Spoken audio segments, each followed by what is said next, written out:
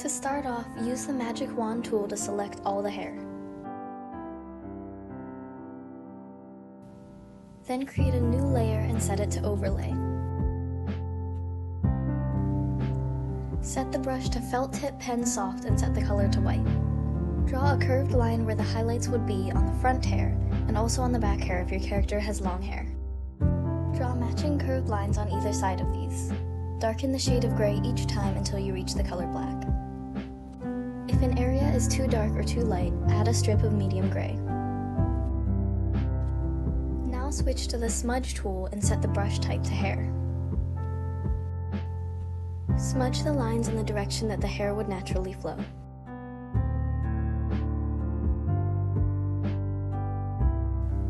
When you finish, clear the selection and make a new layer. Order this layer underneath the overlay. Switch to dip pen hard and set the stabilizer to 10. I also have the force fade on with the length of start and end both set to 40. Change the color to black, or whatever a darker version of your OC's hair color is. Make the brush very small, as we are only drawing little strands of hair. You want it to be thinner than the outline. I add some that go outside the lines for a cute, messy effect. You can also change the opacity of the brush as you see fit, just to make the strands stand out more or less.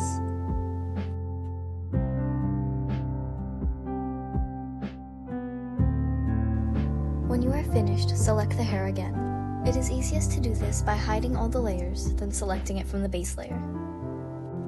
Now create a layer and set it to add.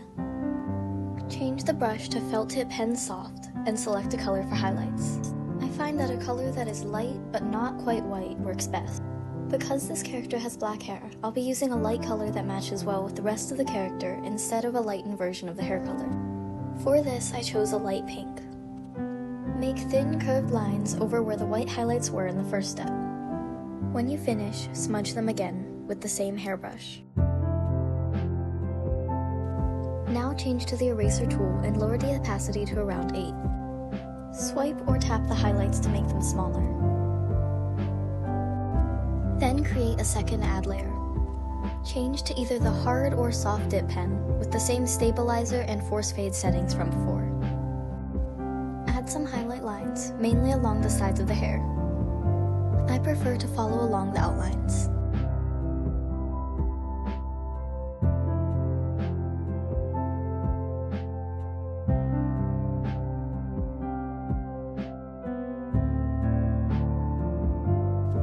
Now clear the selection layer. You may have to go in with a blur brush or an eraser tool to clean the lines up a little bit.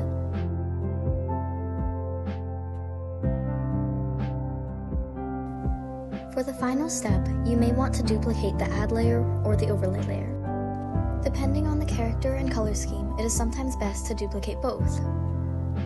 This time when I duplicated it, I realized that the color was a little bit too dark, so I just went in with a second add layer with a slightly lighter pink instead.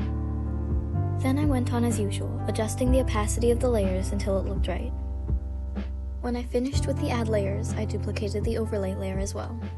After that, you're done! That's it for this tutorial, so thank you for watching!